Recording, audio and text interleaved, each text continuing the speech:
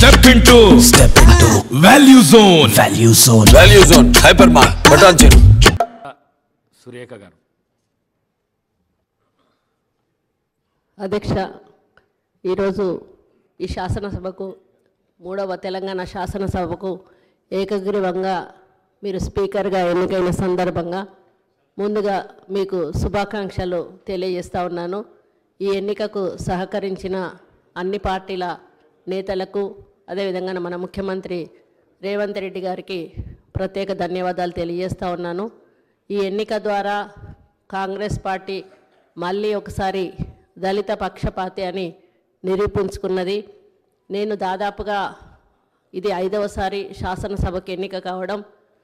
ఆ రోజు యనమల రామకృష్ణుడి దగ్గర నుంచి మొదలు పెడితే కిరణ్ కుమార్ రెడ్డి గారు, సురేష్ రెడ్డి గారు, మత్సూదనాచారి గారు, ఆ తర్వాత మీ ఆధ్వర్యంలో ఈ సభలోకి అడుగు పెట్టడం జరిగింది.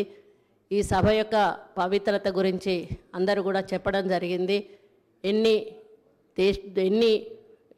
ఒకరి మధ్యలో ఒకరు ద్వేషాలు ఉన్నా ఈ సభలోకి వచ్చిన తర్వాత అందరం కూడా ప్రజల కోసం, ప్రజల సమస్యల కోసమే మాట్లాడాల్సింది. ఈ సభలో ఎన్ని వాదోపవాదాలు జరిగినా, ఎన్ని దూషణలు చేసుకున్నా కూడా ఈ సభ తలుపు దాటంగానే అందరూ కూడా శాసనసభలో ఒక స్నేహిత భావంతో ముందుకెళ్తారు.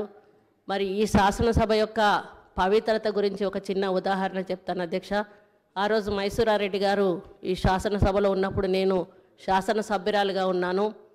ఆయన చైన్ స్మోకర్ అధ్యక్ష. ఆయన ఈ గడప దాటాడంటే స్మోకింగ్ చేసేవాడు, లోపలికి వచ్చినప్పుడు స్మోకింగ్ ఆపేవాడు.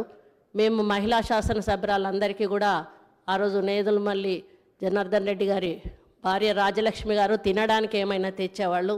అందరం కలిసి శాసనసభలోనే అవి తినేటప్పుడు అయినా సీరియస్గా మా దగ్గరికి వచ్చి, అమ్మ ఈ సభకు ఒక గౌరవం ఉంది, దీనికి ఒక ప్రతిష్ట ఉంది, సభ లోపల ఇలాంటి కార్యక్రమాలు మీరు చేయకూడదు, మీరు తినాలనుకుంటే బయటికి వెళ్ళి తినండి అని ఆయన ఆదేశించేవారు అధ్యక్ష. అటువంటి పవిత్రత ఈ శాసనసభకు ఉంది. కాబట్టి ఇప్పుడు ప్రతిపక్షాలు మాట్లాడినట్టుగా, మరి అధికార పక్షాలు మాట్లాడినట్టుగా మీరు ఈ సభకు ఒక తండ్రి లాంటి వాళ్ళు. అదేవిధంగా నాలాగా ఒక ఎంపీటీసీ స్థాయి నుంచి, ఎంపీపీ స్థాయి నుంచి ఈరోజు స్పీకర్ స్థానానికి రావడం మామూలు విషయం కాదు అధ్యక్ష.